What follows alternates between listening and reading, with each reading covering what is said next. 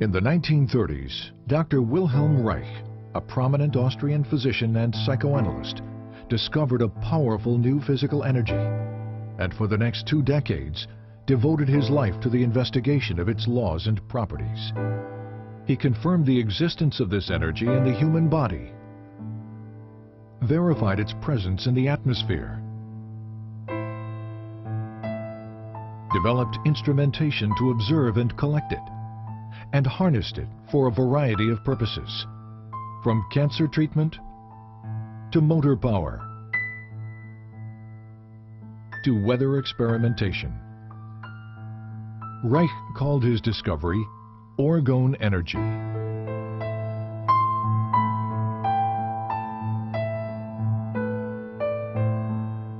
But tragically, it was a discovery that the world was not ready for.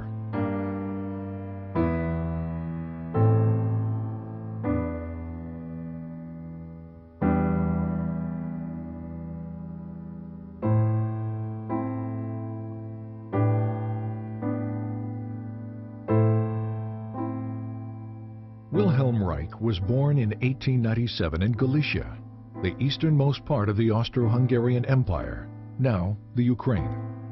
He grew up in Bukovina on a large farm operated by his father. Until he was 13 years old, Reich was educated at home by tutors. His mother, to whom he was devoted, committed suicide in 1910 after his father discovered she had had a brief affair with one of the tutors. His father died 4 years later from tuberculosis. That same year, 1914, the First World War broke out. Within days, Russian troops swept through Bukovina. Reich narrowly escaped being sent to Russia as a hostage and had to flee his home. Later he wrote, "I never saw either my homeland or my possessions again. Of a well-to-do past, nothing was left." For the next 4 years, Reich served in the Austrian army, experiencing what he called the war as a machine. In 1918, the war finally ended. Germany and Austria were defeated. The Austro-Hungarian Empire was broken up, and Bukovina became a part of Romania. Alone, homeless, and intellectually starved after 4 years of war, Reich entered the medical school at the University of Vienna.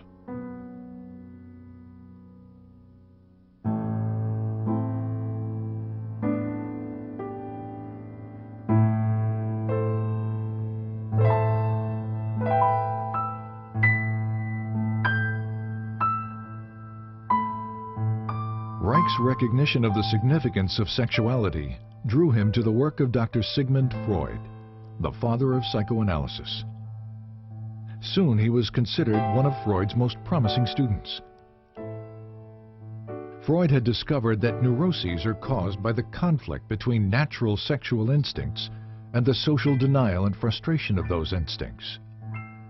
Freud had also hypothesized the existence of a biological sexual energy in the body. He called it libido, and described it as something which is capable of increase, decrease, displacement, and discharge, and which extends itself over the memory traces of an idea like an electric charge over the surface of the body. But as the years passed, Freud and his followers diluted much of this concept, reducing the libido to little more than a psychological energy or idea. By 1925, Freud had concluded that the libido theory may therefore, for the present, be pursued only by the path of speculation. Reich's clinical observations, however, demonstrated that sexual energy was more than just an idea, and that sexual satisfaction, in fact, alleviated neurotic symptoms. He discovered that the function of the orgasm is to maintain an energy equilibrium by discharging excess biological energy that builds up naturally in the body. If that discharge function is disturbed, as it proved to be in all his patients, this energy continues to build up without adequate release, stagnating and fueling neurotic disorders. Reich's orgasm theory set him apart from his colleagues because it indicated that the libido was a real physical energy that possibly might be measured quantitatively. His clinical work also led to new therapeutic techniques designed to discover and eliminate any impediments to the flow and discharge of this energy. But the widespread existence of human misery forced Reich to conclude that the solution to the problem of neuroses was not treatment, it was prevention. You have to revamp your whole way of thinking, said Reich, so that you don't think from the standpoint of the state and the culture, but from the standpoint of what people need and what they suffer from. Then you arrange your social institutions accordingly. Freud, on the other hand, maintained that culture takes precedence, that sexual instincts must be adapted to the existing social structure. These conflicting positions led to an eventual break between Reich and Freud. In Vienna and later in Berlin, Reich devoted much of his time and money educating working-class people about the essential role of sexuality in their lives. I had 6 clinics in Vienna, said Reich, where people came and received advice once or twice a week. To provide medical and educational help was its purpose. To reach the greatest number of people, he worked within the socialist and communist parties to promote sex education, birth control, divorce rights, and better housing. Reich recalled that in Berlin, there were about 50,000 people in my organization in the first year. Reich was also very outspoken about Germany's turbulent political climate. Unlike most members of the Berlin Psychoanalytic Association, Reich openly opposed the rise of the Nazi Party.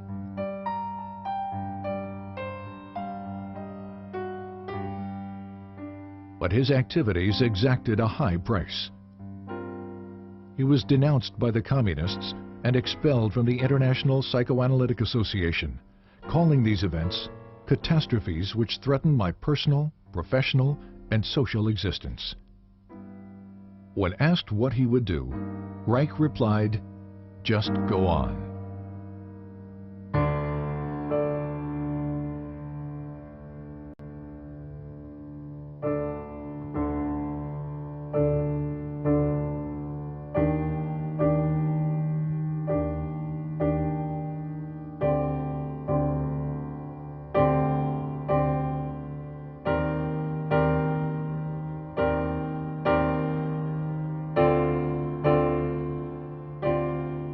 University of Oslo, 1935.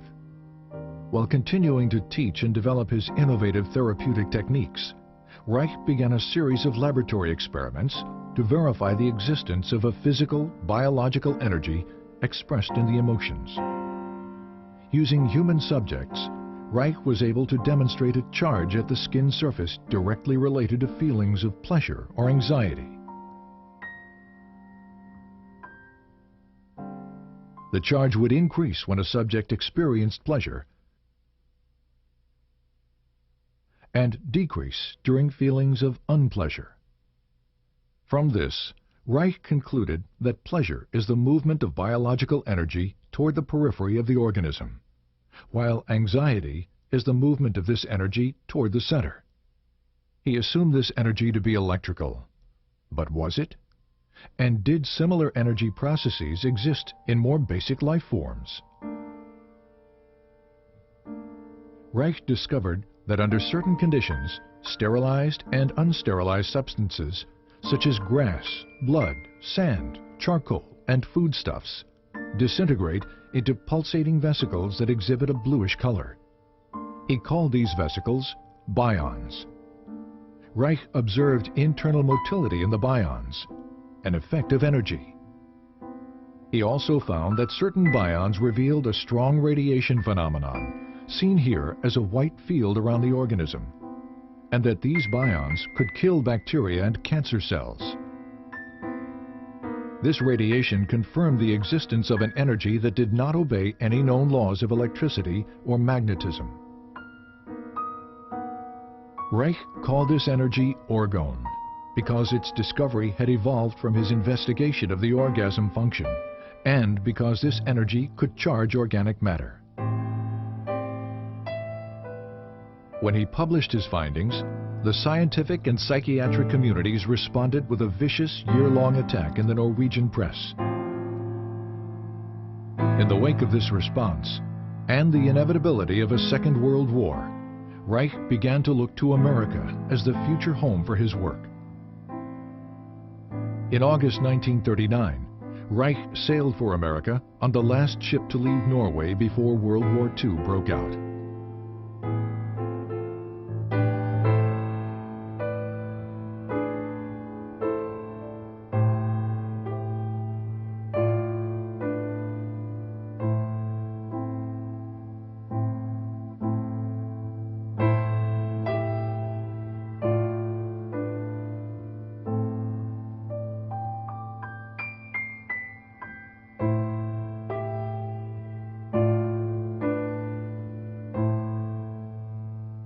Riech settled in the Forest Hill section of New York City. He taught at the New School for Social Research in Manhattan.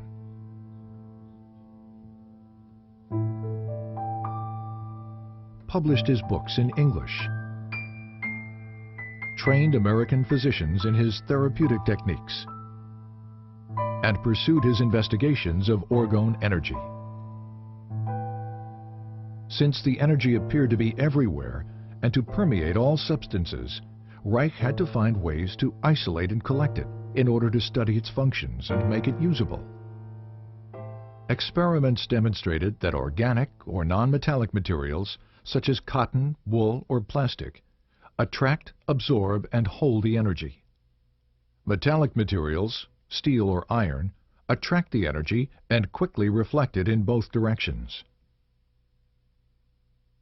On the basis of these experiments, Riech constructed small boxes with alternating layers of organic and metallic materials, with the inner walls lined with metal.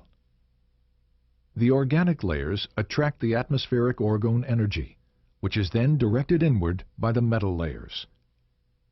Any energy reflected outward by the metal layers is reabsorbed by the organic material, attracted back to the metal and directed toward the inside of the box. The result? A higher concentration of orgone energy inside the box. The more layers, the higher the concentration. This accumulation of energy can be verified in a variety of ways. For example, a constant temperature difference exists between the air above the box and in the surrounding air, contradicting the second law of thermodynamics. There also exists a slower electroscopic discharge rate in the higher orgone concentration within the box. These layered boxes, known as orgone energy accumulators, became a valuable tool in Reich's scientific and medical research. Initially, they were used to observe visual manifestations of orgone energy within the enclosure and to test the effects of orgone radiation on cancer mice. Because his results with cancer mice were so promising, Riech decided to test the effects of orgone radiation on human subjects. He constructed orgone energy accumulators that were large enough for a person to sit in, and in 1942, he began experimental treatments with cancer patients. They were all terminal cases. Riech promised no cure and charged no money. Over a period of time, the patients showed marked improvement, relief of pain, healthier blood condition, weight gain, and the shrinkage and elimination of tumors. Despite these positive results, the patients died, reinforcing Reich's conviction that cancer is a bioenergetic shrinking following emotional resignation, and that the tumors themselves are not the disease, but merely a local manifestation of a deeper systemic disorder. Once again, Reich's focus became prevention. Riech also discovered that water and high humidity absorb and hold orgone energy, making it difficult to carry out experimental work in New York City during the summer. In 1940, on a camping trip to New England, Riech discovered the Rangeley Lakes region in Maine.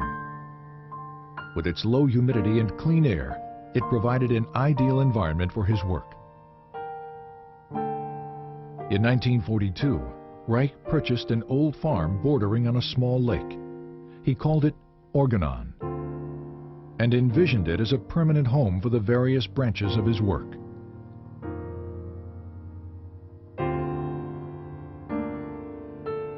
In 1945, a student's laboratory was built.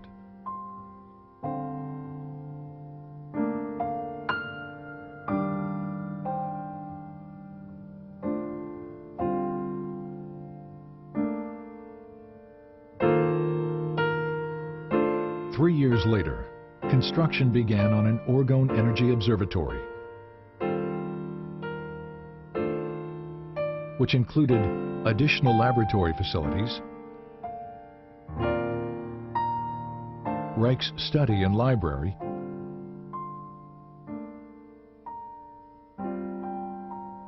and outdoor observation decks.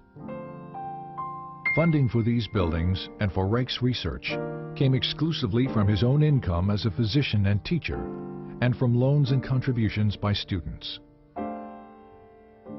By 1947, after less than 8 years in America, Reich's work was attracting considerable interest as Orgone research expanded into new areas of psychiatry, medicine, and biophysics. One of Reich's most significant new developments was the discovery of a motor force in Orgone energy that had enormous practical implications. Here, Riech demonstrates a small motor being propelled by Orgone energy from the body. And here, motor power is provided by Orgone energy harnessed from the atmosphere.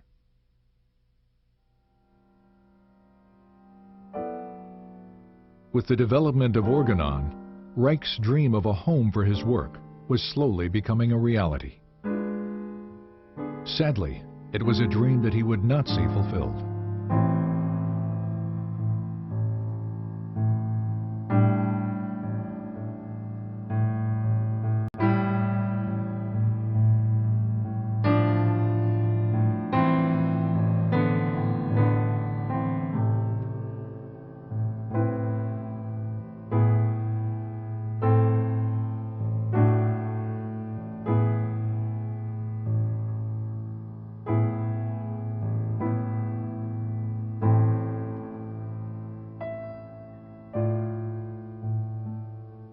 In 1947, this article written by freelance journalist Mildred Brady appeared in New Republic magazine. It was filled with distortions and innuendos about Reich's sexual theories and Orgone research. Brady's most inflammatory claim was that Reich was building accumulators of Orgone energy which are rented out to patients who presumably derive orgastic potency from it. Implying that Reich was a danger to the public, Brady challenged the medical authorities to take action against him. 2 months later, the article was brought to the attention of the Federal Food and Drug Administration. The result was a 10-year campaign by the FDA designed to destroy Reich's work. The FDA focused on the Orgone energy accumulator, which Reich and other physicians were using experimentally with patients.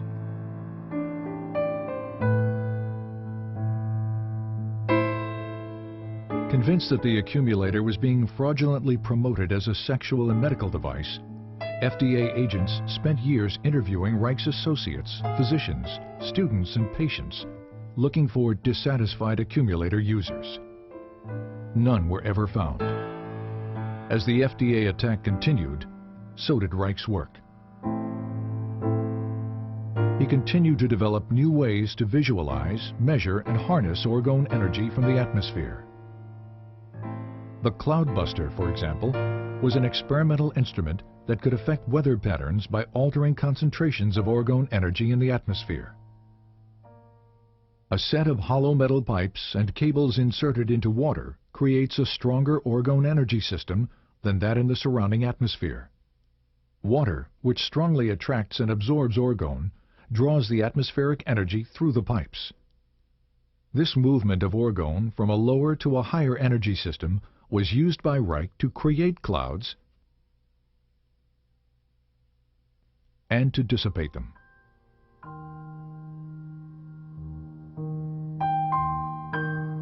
In 1953, during a long drought that threatened the Maine blueberry crop, several farmers offered to pay Riech if he could bring rain to the parched region.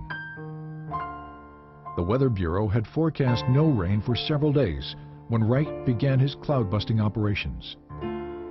10 hours later, a light rain began to fall. Over the next few days, close to 2 inches fell. The blueberry crop was saved.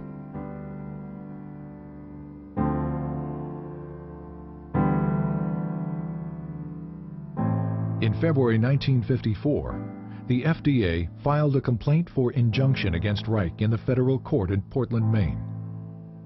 The complaint declared that Orgone energy does not exist. It asked the court to prohibit the shipment of accumulators in interstate commerce and to ban Reich's published literature, which they claim was labeling for the accumulators. Riech responded to the complaint with a lengthy letter to Judge John Clifford, explaining that he could not appear in court since doing so would allow a court of law to judge basic scientific research. Scientific matters, he wrote, can only be clarified by prolonged, faithful, bona fide observations in friendly exchange of opinion, never by litigation. I therefore submit, in the name of truth and justice, that I shall not appear in court. Judge Clifford did not accept Reich's letter as a valid legal response, and the injunction was issued on default, as if Riech had never responded at all. But the injunction was even more excessive than the initial complaint. It ordered that all Orgone energy accumulators and their parts were to be destroyed. It ordered all materials containing instructions for the use of the accumulator to be destroyed as well. It also banned a list of Reich's books containing statements about Orgone energy, until such time as all references to Orgone energy were deleted. After the initial shock, Riech continued his work, traveling to Arizona to experiment with the cloudbuster in the dry desert environment.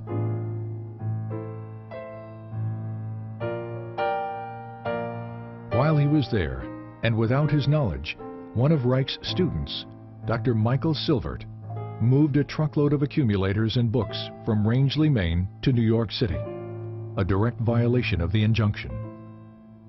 As a result, the FDA charged Riech and Silvert with criminal contempt of court. In 1956, both men were found guilty. Riech was sentenced to 2 years in a federal prison. While Riech appealed his sentence, the government carried out the destruction of accumulators and literature. In New York City, several tons of Reich's books and other publications were burned in one of the city's garbage incinerators, including titles that were only to have been banned. This destruction of literature constitutes one of the most heinous acts of censorship in United States history.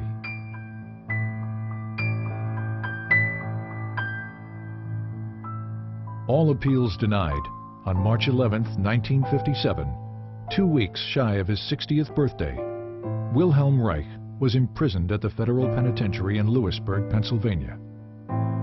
He died there of heart failure 8 months later, on November 3, 1957, and was buried at Orgone.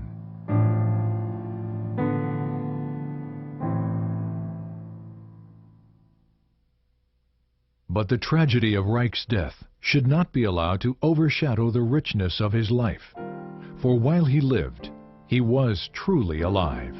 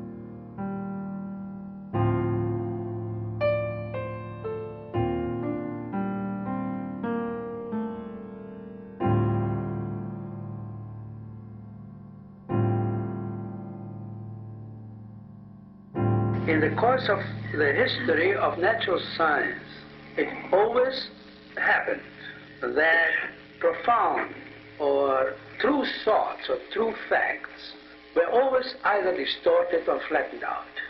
The danger, especially of distortion, is particularly great in the case of orgone. We must be scientific, we cannot be political in these matters.